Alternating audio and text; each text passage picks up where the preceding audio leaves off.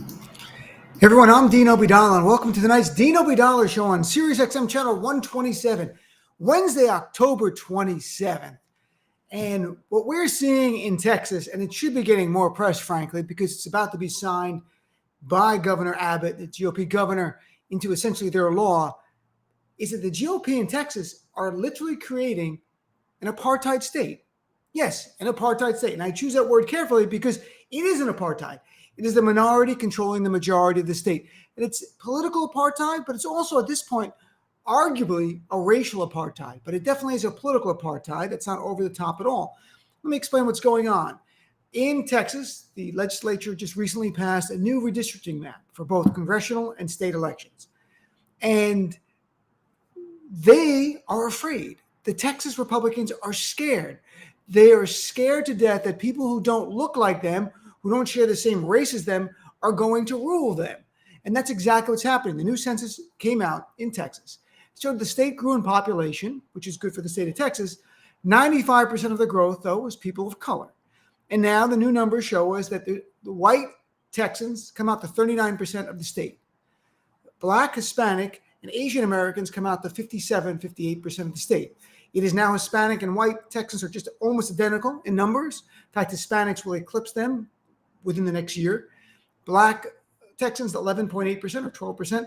Asians, Americans, 6%. So the white GOP are a minority in Texas.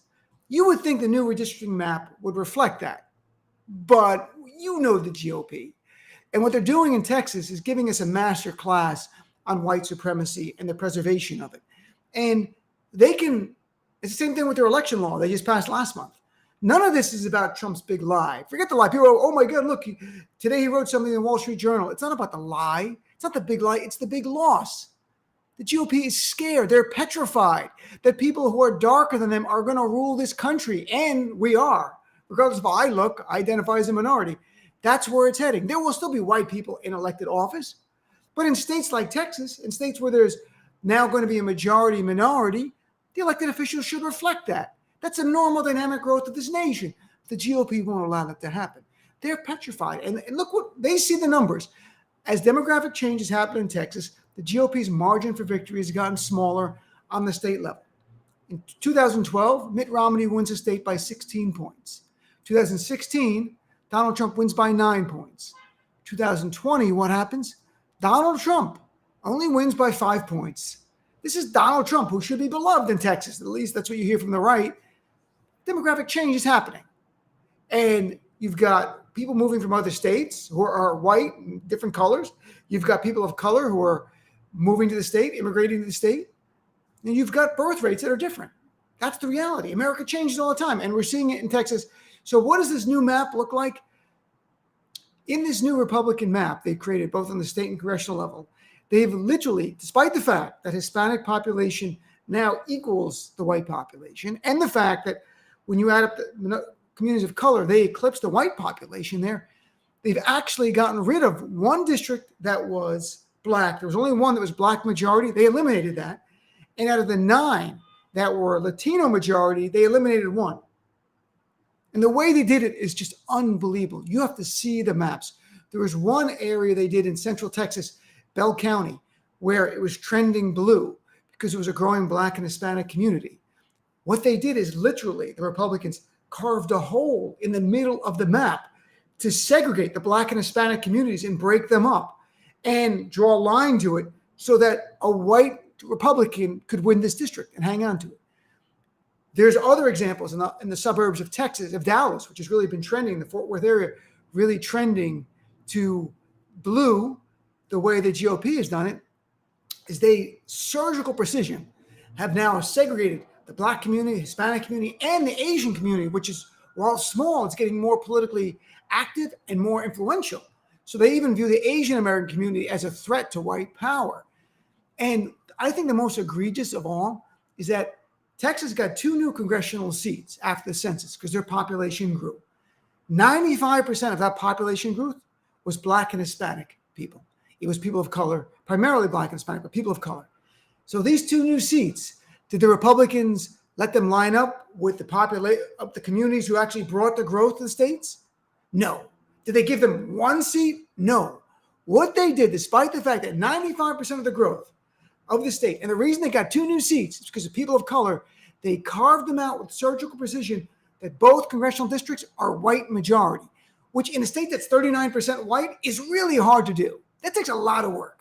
And they did it because white supremacy is challenged. They're afraid. They see what's going on. Their biggest nightmare, Black, Hispanic, Asian Americans, Middle Eastern Americans, ruling mayor, governor, senator. This freaks them out. They're doing everything they can. This is a political apartheid. I think arguably it's a racial apartheid as well, but let's be very clear. Not every person of color is a Democrat. That's not the truth, but overwhelmingly those are the right numbers. And there's no doubt as a political party, they are the minority. So this is minority control, tyranny of the minority by state election laws that just passed last month to keep in place. And this redistricting map is off the charts. Now, thankfully, there's lawsuits already filed. A new one again yesterday, one last week. But the reality is the Democrats can stop all of this. Democrats need to bring democracy to Texas. We need to end the apartheid. Ain't going to play Sun City during South Africa. People should stop playing Dallas or Houston. Do not support this apartheid state until it ends. The Democrats could do that by passing the Freedom to Vote Act, which would end partisan gerrymandering, which would establish national uniform standards for federal elections. Will Manchin and Sinema finally choose preserving democracy over preserving the filibuster? I'm not sure. I wish from day one the number one priority was saving our democracy, not this godforsaken infrastructure bill thing, which is great, but they can negotiate behind the scenes and use all their political capital, President Biden using all his capital to push for voting rights. That is number one. We could have gleaming bridges all day and nice tunnels, but without democracy, what does it matter? And in Texas, what they're doing, they've created the apartheid state there. The Republicans want to create apartheid across this nation where the GOP minority, primarily a racial minority as time goes on, is controlling the rest of this nation. We can't allow this to happen. It's up to Democrats to save our democracy before the midterm election, because we don't know how the midterm is going to turn out, but we don't have freedom to vote. How do we win these elections? So we'll talk about that more on my show. My show's live 6 to 9 p.m. on SiriusXM channel 127. If you don't subscribe to SiriusXM, go to the website. There are free trials. Check it out. I wish I could offer you a discount, but I can get you a free trial by going to the website. Then call in. Be a part of our family. We have a lot of work. Look, if you want to save democracy, it's up to us, so stay active. Thanks for tuning into the preview of tonight's Dean Obeidallah Show.